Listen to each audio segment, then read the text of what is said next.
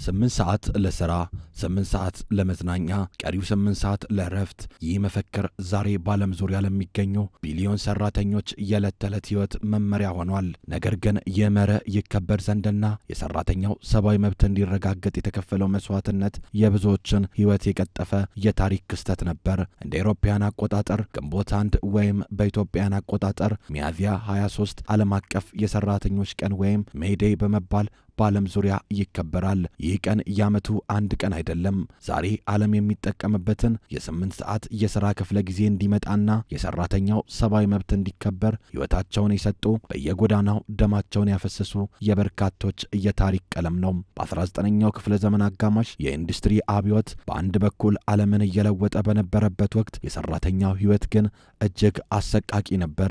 አንድ ሰራተኛ በቀን ውስጥ ከ14 እስከ 20 ሰዓት እንዲሰራ በአሰሪዎቹ ይገደድ እንደነበረ ታሪክ ያውሳናል። የሰራተኞች ሰብአዊነት የጎደለው የሥራ ሁኔታ እንዲሻሻል ለመጠየቅ ሰራተኞች በሰራተኛ ማህበራት መደራጀት ጀመሩም። በዚህም ምክንያት በ1837 በፕሬዝዳንት ቫን ቢዩረን ዘመን በዩናይትድ ስቴትስ የ10 ሰዓታት የሥራ ቀን ለመንግሥት ሰራተኞች ብቻ ተፈቀደ። የመንግሥት ሰራተኞች ሰዓት ማሻሻያ ትግሉን አልገታም። ሌላ ድምጾች በሰራተኛው ዘንድ ይሰማ ጀመር። በ1850ዎቹ 8 ሰዓት ለሥራ፣ 8 ሰዓት ለመዝናኛ፣ ቀሪው 8 ሰዓት ለእረፍት የሚለው ዝነኛ መፈክር በአውስትራሊያና በአሜሪካ ጎዳናዎች መስተጋባት ጀመረ። እንደ አውሮፓውያን አቆጣጠር ግንቦት 1 ቀን 1886 በአሜሪካ ቺካጎ ከተማ 8 ሰዓት የሥራ ቀን እንዲሆን የሚጠይቁ ከግማሽ ሚሊዮን በላይ ሰራተኞች አደባባይ ወጡ። ይህ ሰላማዊ ሰልፍ ግን እንደታሰበው በሰላም አላበቃም። በማርኬት አደባባይ በተደረገው ተቃውሞ ላይ በፖሊስና በሰራተኞች መካከል ግጭት ተቀሰቀሰ። ቦምቦች ተወረወሩ፣ ጥይቶች ተተኮሱ። በወቅቱ በርካታ ሰራተኞች ለሞትና ለከባድ አካል ጉዳት ተዳረጉ።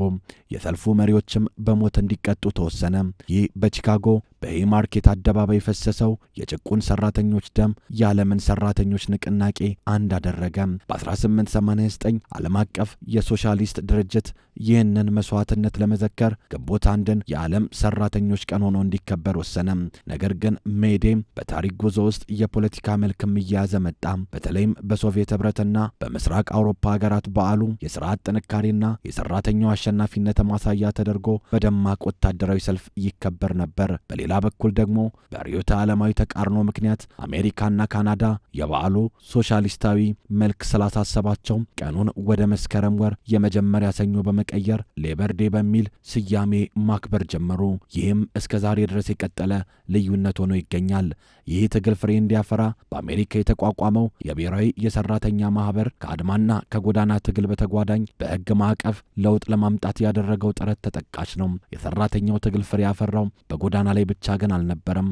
በ1866 በአሜሪካ የተመሰረተው የብሔራዊ የሰራተኛ ማህበር በጠረጴዛ ዙሪያ በሚደረጉ ክርክሮችና በሕግ ማዕቀፍ ለውጥ ለማምጣት ያደረገው ጥረት የሰራተኛውን ጥያቄ ወደ ፖለቲካ አጀንዳነት ከፍ አድርጎታል። ምንም እንኳን ማህበሩ በኋላ ላይ ቢፈርስም የሰራተኛው ጥያቄ የፖለቲካ አጀንዳ እንዲሆን ትልቅ መንገድ መጥረጉን ታሪክ ያውሳናል።